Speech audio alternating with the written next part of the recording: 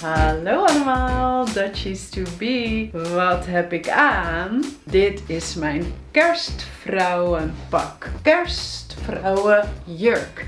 Nou ja, eigenlijk niet van mij, maar van mijn nichtje. Ik heb hem van haar geleend voor deze special. Want dit is een korte video over de feestdagen met de belangrijkste vocabulaire.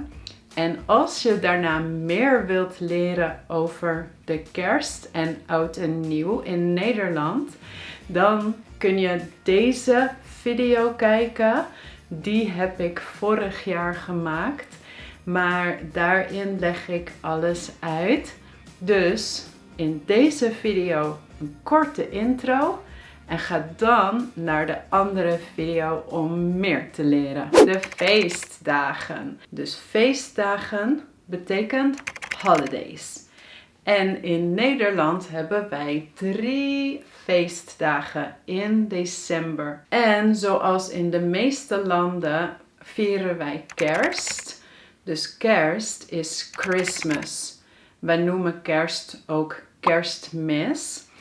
En dat is altijd op kerstavond en met eerste en tweede kerstdag. So Christmas Eve en de first and second Christmas Day. En dan hebben wij ook natuurlijk oud en nieuw.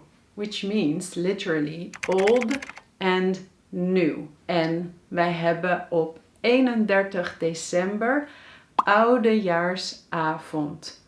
So in English you have New Year's Eve and we call it Old Year's Eve. Ja, dus oudejaarsavond. En belangrijk is dat we oliebollen en appelflappen eten en ook vuurwerk afsteken.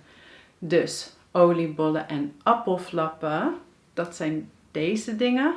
En vuurwerk, dat is fireworks.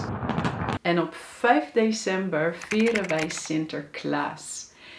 En dat is dus niet Santa Claus.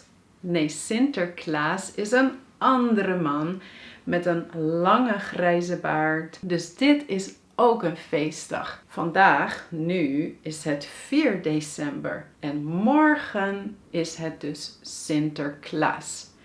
En met Sinterklaas krijgen kinderen cadeautjes, gifts. Dus een ander belangrijk woord, cadeautjes. En die krijgen ze bij hun schoentje. So, they have to put their shoe next to the chimney and they receive the gifts there, usually, normally. En je schrijft dan ook vaak een gedicht. You write a poem. Een gedicht. En ik heb speciaal een Sinterklaas gedicht geschreven. En die staat op mijn Patreon pagina. Dus als je die wilt lezen. En als je wilt weten wat een typisch Sinterklaas gedicht is. Kijk dan dus op mijn Patreon pagina. En wat nog meer? Ja, dus cadeautjes is een belangrijk woord. Ook voor kerst. Met kerst geven we ook cadeautjes. En met kerst hebben wij de kerstman en soms de kerstvrouw. Zoals ik. Dit was de korte introductie met een paar belangrijke woorden en een paar belangrijke tradities die wij hebben rond de feestdagen in Nederland. En kijk nu de andere video. En ik wil jullie alvast een heel mooie feestmaand wensen. Dus een mooie kerst of een fijne kerst. Dat is wat je zegt. Een fijne kerst en een goed uiteinde. Dat betekent have a great end of the year.